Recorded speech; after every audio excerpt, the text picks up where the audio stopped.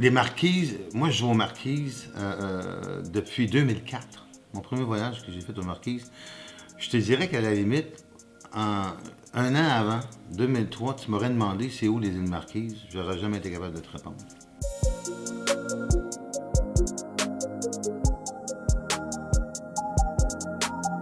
Ces îles-là, elles sont reconnues pour la beauté de leur baie, de leurs montagnes qui coupent directement dans l'océan. C'est des îles qui sont à 1500 km de Papeete, de l'île de Tahiti. Ces îles-là, elles sont connues par un bateau qui s'appelle Aranui. C'est un cargo. C'est ça, ça a été ma première expérience en Polynésie française. Je suis embarqué sur un cargo. Toute la partie avant d'un bateau, c'est des marchandises. Puis toute la partie arrière, c'est un bateau de croisière. Mais ce bateau-là, il fait du cabotage.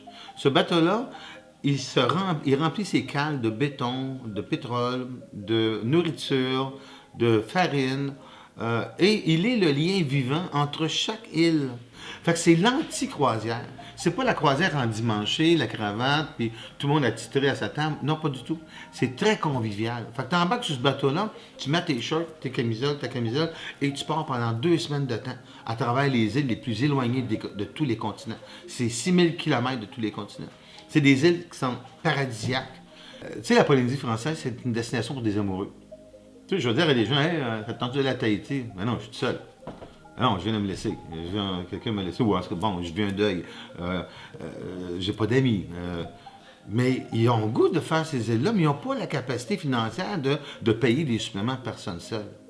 Puis je me suis dit, comme la Ranui, c'est le moment, c'est un bateau, c'est un voyage qui permet justement à des gens qui sont tout seuls de pouvoir côtoyer d'autres mondes aussi qui sont tout seuls.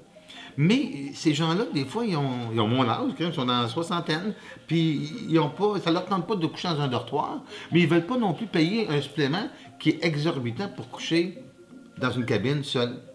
Fait que j'ai vérifié avec la Renault, puis j'ai dit, écoute, pourquoi on n'essaye pas ça sur certaines destinations, pas sur certaines destinations, mais sur certains départs, d'enlever cette partie-là. Les gens sont capables de payer une chambre seule, mais ils n'ont pas le goût de payer supplément. Fait qu'ils ont dit, ouais, ils ont dit, bonne idée. Ils ont dit, on va te l'accorder.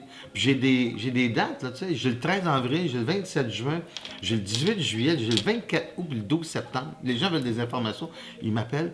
Je leur sauve ce supplément-là. Fait qu'ils sauvent des milliers de dollars. Puis ça leur permet de faire un voyage extraordinaire, puis de enfin se permettre de faire cette destination-là sans nécessairement être avec un amoureux ou une autre personne.